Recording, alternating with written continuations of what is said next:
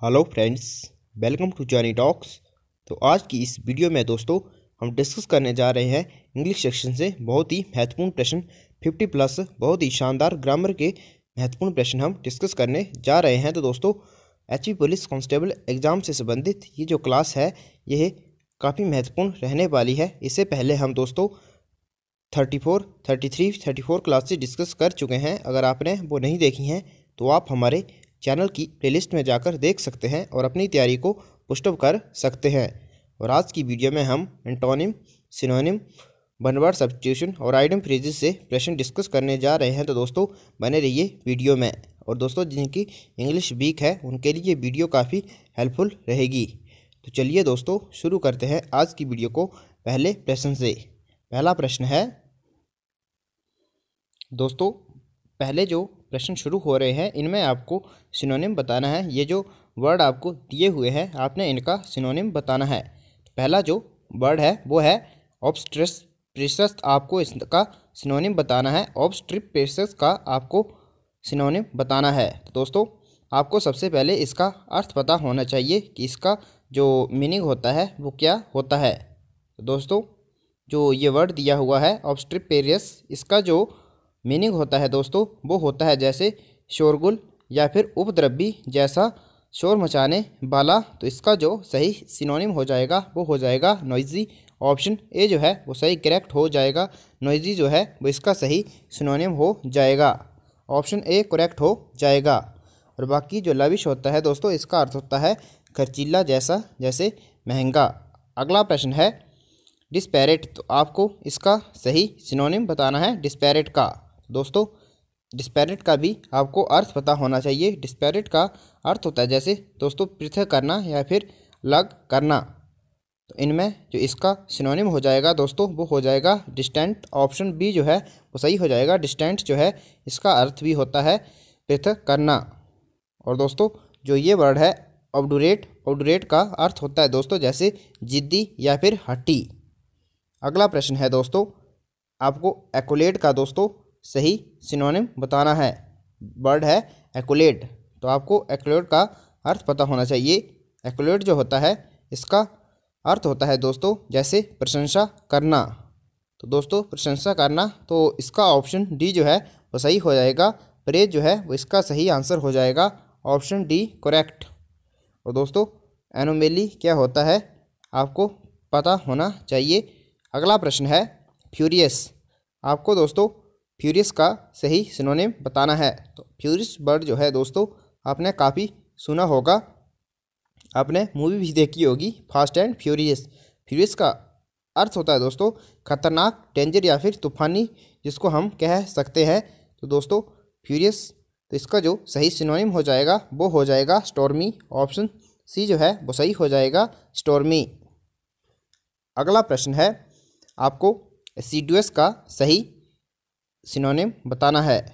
तो एसिडुअस का जो सही सिनोनिम होगा दोस्तों वो होगा डिलीजेंट। ऑप्शन सी जो है वो करेक्ट हो जाएगा। एसिडुअस का अर्थ होता है दोस्तों जैसे परिश्रमी या फिर मेहनती। तो इसका ऑप्शन सी जो है वो सही हो जाएगा डिलीजेंट। डिलीजेंट का अर्थ भी होता है परिश्रमी या फिर मेहनती। अगला वर्ड है दोस्तों क्लीमेंट। आपको क्लीमेंट का सही सिनोनिम बताना है।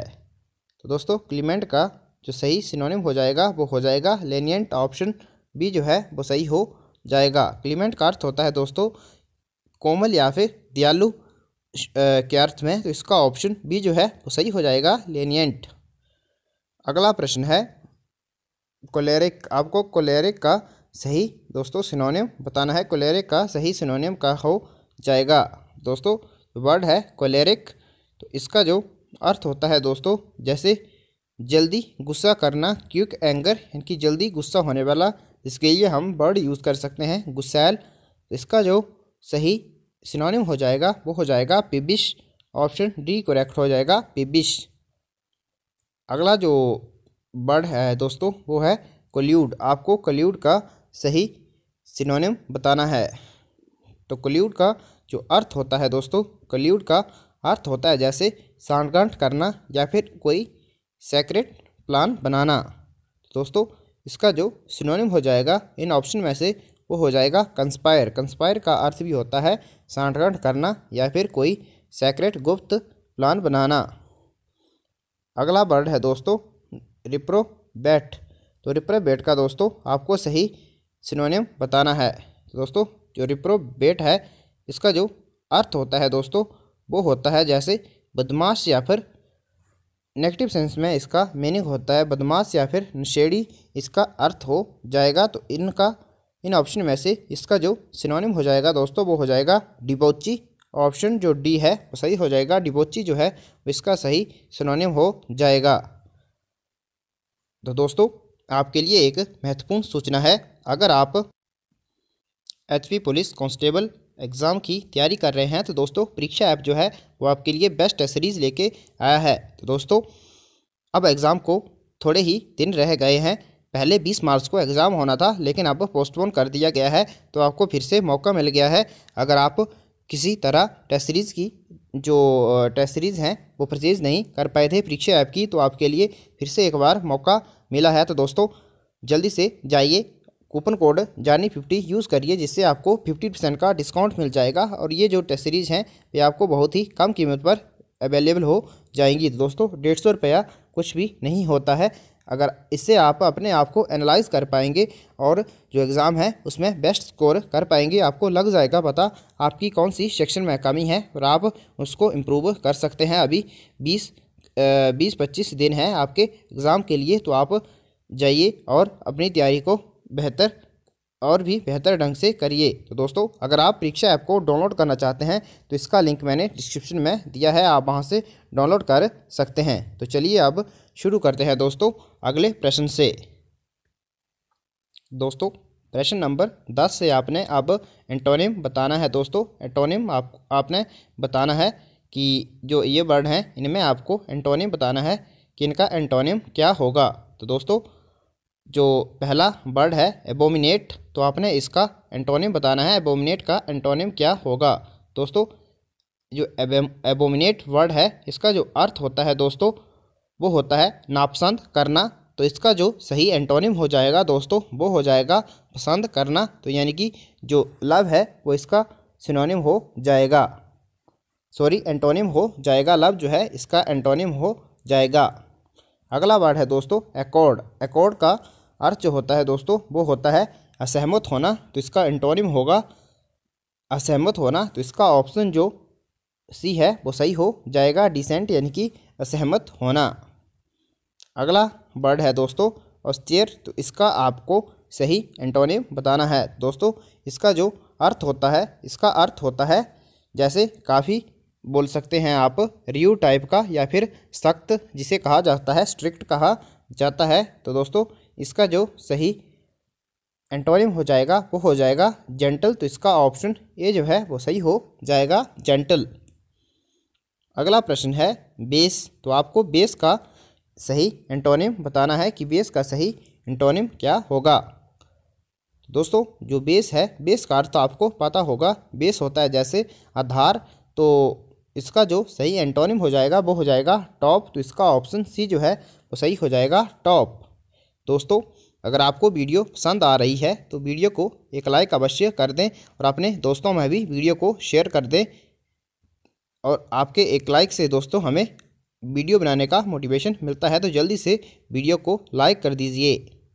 अगला प्रश्न है दोस्तों आपको फैटर वर्ड दिया है, आपने फैटर वर्ड का सही एंटोनिम बताना है। तो दोस्तों फैटर वर्ड का जो सही सिनोनिम है वो हो जाएगा दोस्तों लिबरेट। तो ऑप्शन बी जो है वो सही हो जाएगा। और दोस्तों फैटर जो वर्ड है इसका जो अर्थ होता है जैसे किसी बंधन में बांधना। जो फैटर वर्ड है इसका अर्थ होगा बंधन में बांधना। तो जो लिबरेट है इसका जो अर्थ होता है वो होता है मुक्त करना, स्वतंत्र करना।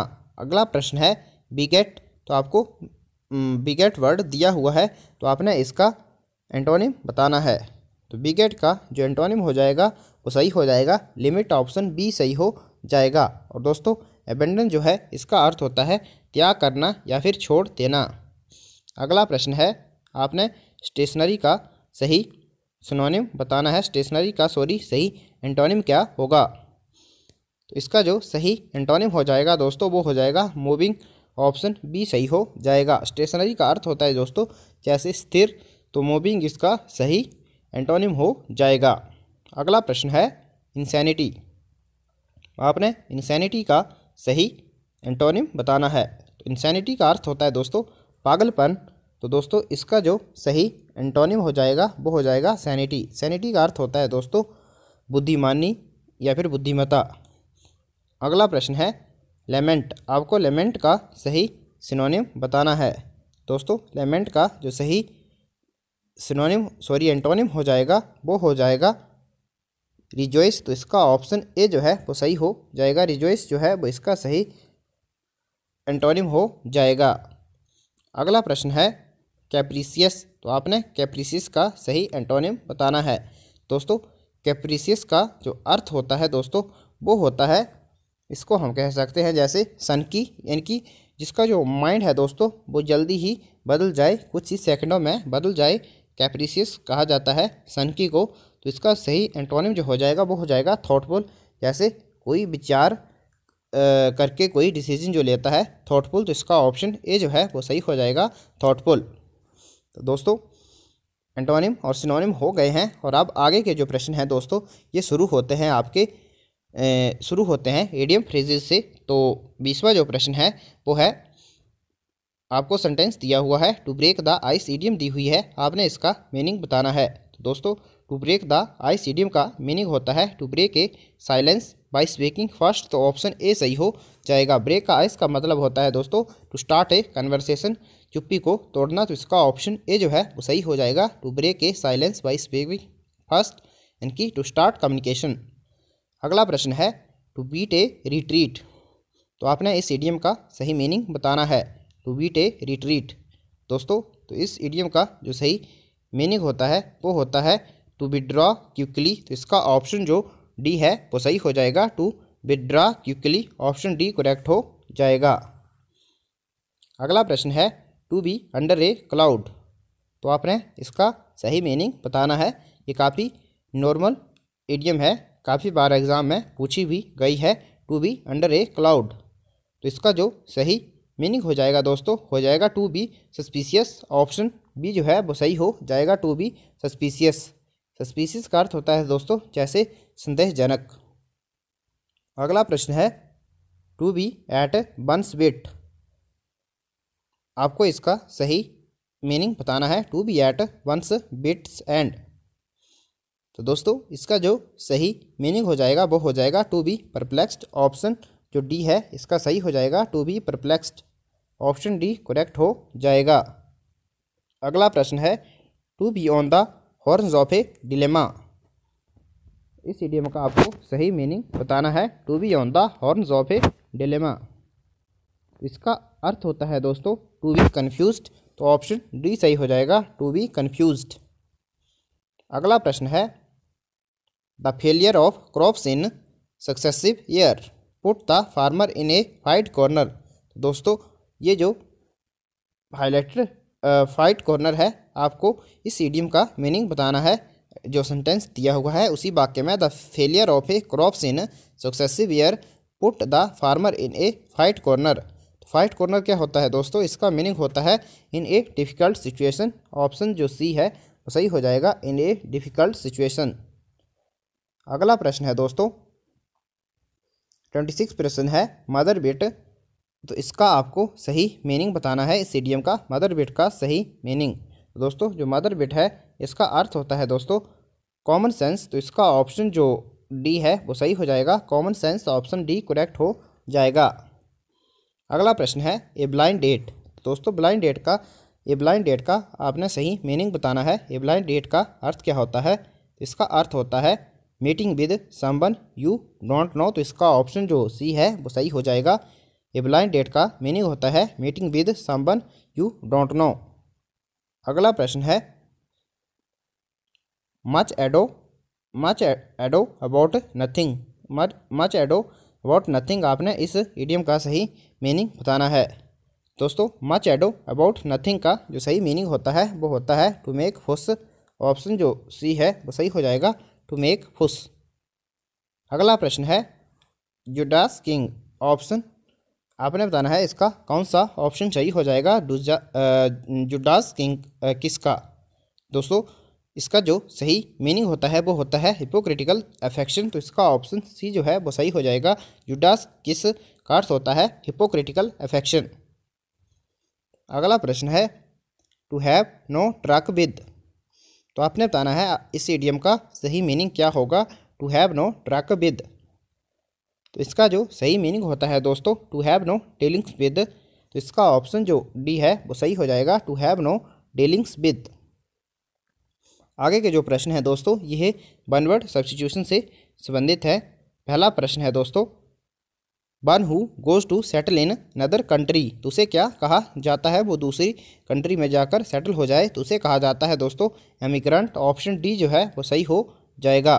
और दोस्तों जो इमिग्रेंट है जो ऑप्शन ए है इमिग्रेंट, इसमें कहा जाता है कि कोई आपकी कंट्री में को रहने आ जाए बाहर से दूसरी कंट्री का तो उसे इमिग्रेंट कहा जाता है, अपनी कंट्री से चला जाए। अगला प्रश्न है वन हु हेट्स मैनकाइंड। दोस्तों वन हु हेट्स मैनकाइंड तो उसे कहा जाता है मिसेंथ्रोप। तो इसका ऑप्शन सी सही हो जाएगा। अगर यहाँ पर होता वन हु लव्स मैनकाइंड तो उसका अर्थ होना था फिलेंथ्रोपिस्ट। अगला प्रश्न है belonging to all parts of the world. संसार के दोस्तों हर भाग से संबंधित रहने वाला तो उसको कहा जाता है कॉस्मोपॉलिटन। तो इसका ऑप्शन जो सी है वो सही हो जाएगा। कॉस्मोपॉलिटन जो है इसका सही अर्थ हो जाएगा।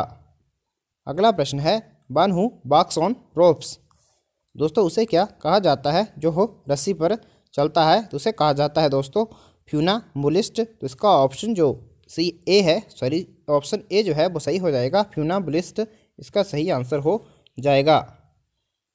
अगला वर्ड है दोस्तों अगला सेंटेंस है the study of the origin and history of word. तो उसे क्या कहा जाता है। उसके लिए एक वर्ड क्या होगा the study of the origin and history of word.